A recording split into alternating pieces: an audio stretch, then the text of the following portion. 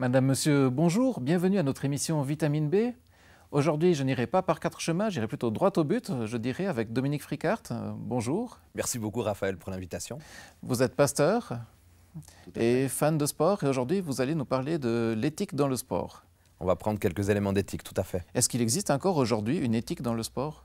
On espère qu'il y ait des chartes qui existent au niveau des différents clubs sportifs. C'est vrai que quand il y a une certaine réalité du sport aujourd'hui, on pourrait quelquefois un peu douter de l'éthique sportive, on y reviendra j'imagine. Mais cela dit, c'est vrai que là, il y a un travail de fond à faire, mais j'espère encore que cette éthique existe et je pense qu'elle existe encore.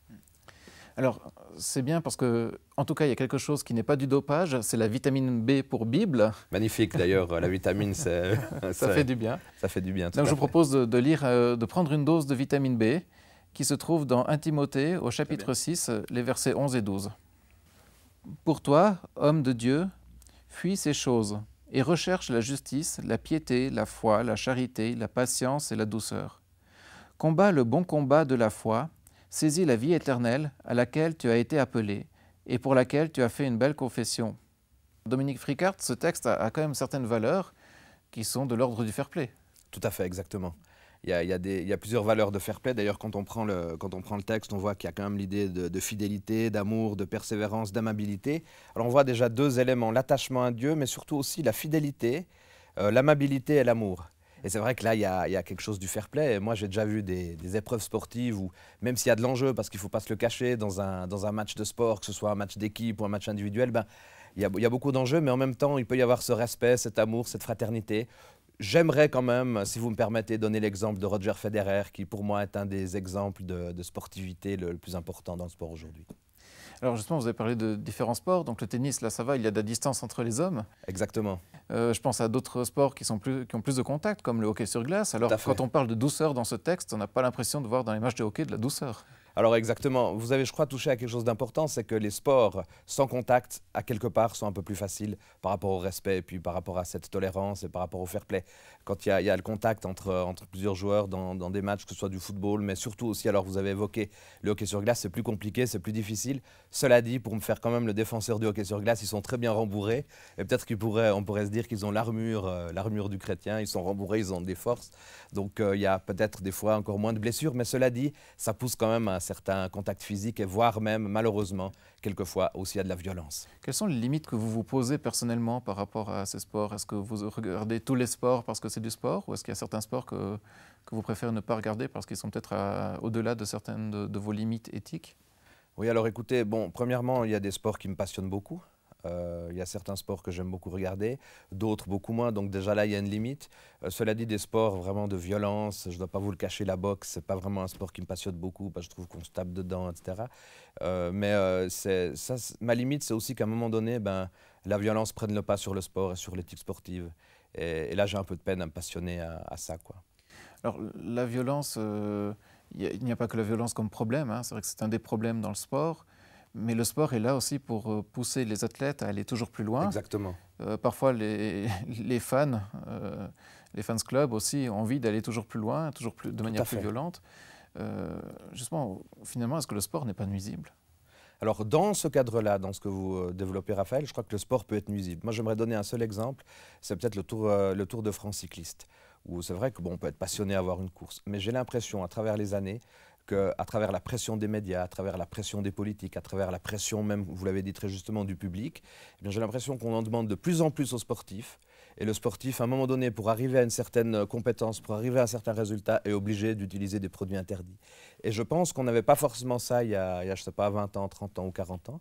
Mais je pense qu'effectivement, on va dire, la pression sportive, économique, avec les contrats sportifs, avec la passion des spectateurs, ben, ça amène au fait aussi qu'à un moment donné, ben, je perds pied un tout petit peu par rapport à cette validité du fair play, du respect de l'autre. Je peux vouloir absolument battre l'autre. Je crois qu'à quelque part, dans le sport, c'est quelque chose de naturel, quelque chose de normal, mais où la limite est dépassée, c'est que je suis prêt à faire du mal à l'autre pour vraiment imposer ma jury ou imposer mon résultat.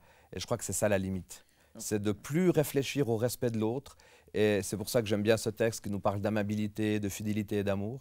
Et de dépasser les règles, gagner pour gagner, quoi. Donc le jeu se perd quand la limite du respect est dépassée, le respect de l'autre, mais le respect de soi, de son corps. Là, je pense qu'il y a un élément pour moi fondamental dans le sport, c'est qu'au moment où je ne respecte plus l'autre, et c'est pour ça dans beaucoup de clubs sportifs, on est en train de parler de fair play, il y a des chartes de fair play, il y a des différentes choses à ce niveau-là, eh bien c'est de se dire je dois gagner, je vais aller jusqu'au bout, à quelque part, je ne vais pas faire de cadeau à l'autre, mais je vais gagner, mais en respectant vraiment l'adversaire, en respectant la personne qui est en face de moi.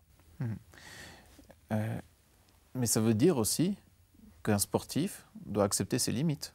Tout à fait. Et justement, il y a comme toujours ce paradoxe qui revient entre accepter ses limites et les dépasser.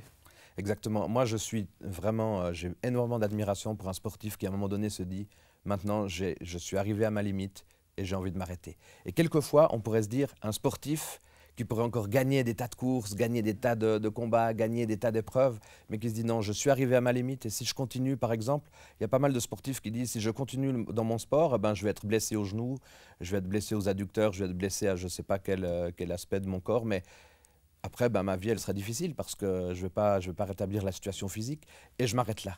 Là, j'ai beaucoup de respect quelque part. C'est vrai que le sport aujourd'hui est arrivé, Dominique Fricart, à certaines limites aussi.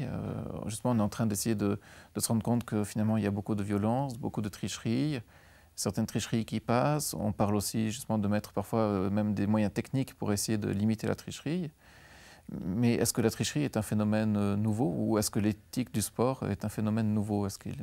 Moi, j'ai quand même l'impression que tous les aspects de tricherie, tous ces aspects justement où pour finir on ne respecte plus l'adversaire, on ne respecte plus la logique du sport est venu avec une pression, quand même une pression économique, une pression sociale, une pression des médias, etc.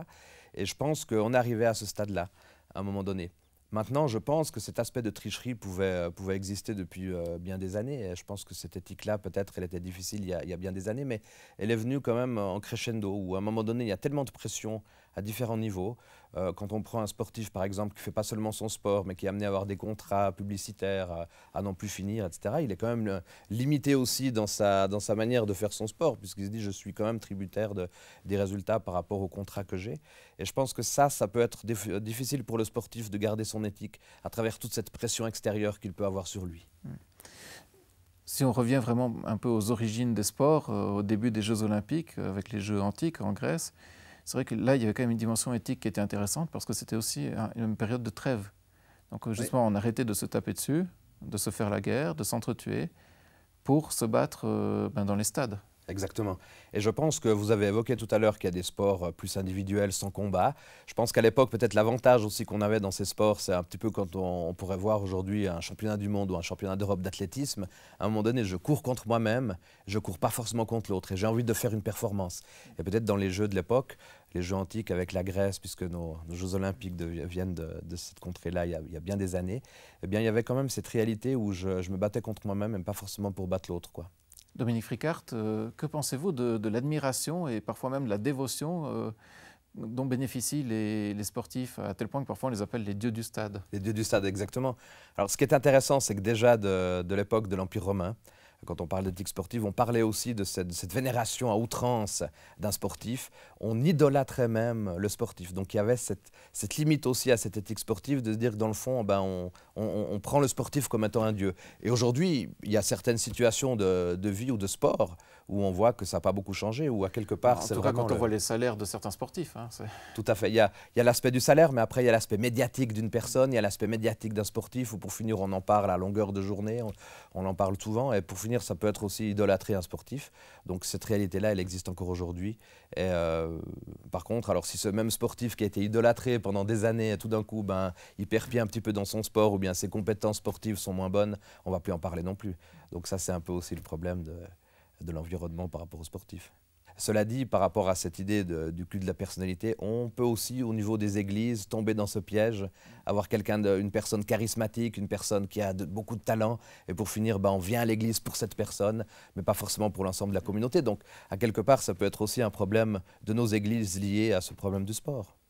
Dans la Bible, on trouve, pour revenir justement au texte biblique quand même, cette parole de Jésus qui va dire, et que les chrétiens ont nommé la règle d'or, fais aux autres ce que tu aimerais qu'ils te fassent.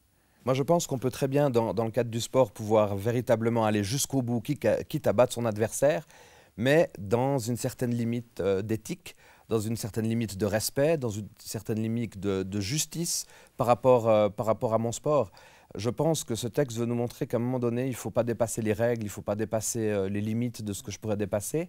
Et si je ne veux pas les dépasser moi-même, je n'ai pas envie non plus que j'en sois victime. Donc je pense que je peux aller plus loin toujours pour vaincre, mais en même temps, je dois garder un certain nombre de limites qui sont claires, qui sont précises. Je dois gagner parce que j'ai envie de gagner, mais je ne dois pas utiliser différentes méthodes licites, si on veut, pour m'imposer. Et si je ne dépasse pas ça, je n'ai pas envie non plus d'être dépassé par d'autres. Donc, à quelque part, pour vous, il y a un équilibre à trouver donc, entre le respect des autres, donc outrepasser les règles, mais aussi donc, outrepasser négativement, mais Voilà. aussi outrepasser positivement. C'est-à-dire qu'à un moment donné, il y a quand même le jeu qui est là, avec ses règles, et si on Voilà. veut qu'il y ait du jeu, il faut respecter ses règles. Exactement. Ça, c'est important de pouvoir respecter ces règles. Et je pense qu'on en est encore plus fiers à la fin. Dominique Fricart, quels sont les éléments du sport qui vous permettent de développer votre éthique de vie personnelle? Alors bon, moi, dans des éléments du sport qui me semblent être extrêmement importants, c'est la discipline, c'est l'endurance, c'est ces éléments qui vont me permettre dans ma vie de tous les jours d'avancer dans la bonne direction. Parce que je pense que dans la vie du chrétien aussi, on a besoin aussi d'un certain entraînement spirituel, on a besoin aussi d'une certaine discipline spirituelle. Donc ça, c'est un vecteur. Concrètement, comment est-ce que vous le mettez en pratique? Écoutez, au niveau spirituel, dans votre quotidien, voilà, comment dans mon vous quotidien, intégrez tous les le jours. spirituel Voilà. au quotidien? Dans mon quotidien, je pense qu'au niveau du sport, il y a cette discipline qui est importante. Moi, j'ai besoin aussi dans ma vie spirituelle de me mettre des petites disciplines. Par exemple, au niveau de la lecture de la parole de Dieu, de me dire que chaque jour, j'ai envie de comprendre un texte de la parole. J'ai envie de me mettre à l'étude de la Bible. J'ai envie aussi chaque jour de prendre un temps avec le Seigneur, tout simplement. Dans la prière, dans l'écoute aussi, parce qu'on dit beaucoup de choses, mais il y a aussi l'écoute, et de me dire qu'à la fin de la journée, à quelque part, ça me fait du bien. Et ça me permet, même tout au long de la journée, de pouvoir gérer aussi des situations de vie avec plus de facilité à travers cela. Est-ce que vous pouvez dire que votre vie est équilibrée? Alors je ne sais pas si on peut toujours dire que notre vie est équilibrée. Ce qu'on pourrait dire, c'est qu'on essaye, en tout cas, que notre vie soit équilibrée. Et je crois qu'elle l'est à partir du moment où on prend du temps aussi avec son Seigneur. On prend du temps dans notre relation avec Dieu. Et là, je crois qu'on peut retrouver un certain équilibre de vie, quoi. Est-ce que pour vous, Dieu est justement un garant de l'éthique? Alors Dieu est un garant de l'éthique parce que Dieu, déjà, il a toujours voulu me transmettre cet amour. Il y a combien de textes qui nous parlent de l'amour, de la fraternité, de la paix et de la joie, mais surtout de cet amour. C'est Dieu qui m'aime le premier, donc c'est Dieu qui vient à moi quelque part, c'est Dieu qui pense à moi. Et je pense que si j'ai cette réalité d'éthique aussi dans le sport, je peux aussi avoir un profond respect pour l'autre. Donc Dieu, il va vraiment m'aider à pouvoir trouver cette éthique aussi dans le sport, à travers ce respect, cet amour pour l'autre. Dominique Fricart, merci. Merci beaucoup, Raphaël. Chers amis, merci de nous avoir suivis. Je vous souhaite beaucoup de victoires dans votre vie, de pouvoir avoir du plaisir aussi avec peut-être ces règles du jeu de la vie et d'avoir beaucoup de plaisir aussi avec les personnes qui vous côtoient, de vivre ces temps-là et de vivre tout cela dans l'honneur, dans le bon, le bien. Merci de nous avoir suivis et à très bientôt pour d'autres émissions Vitamine B.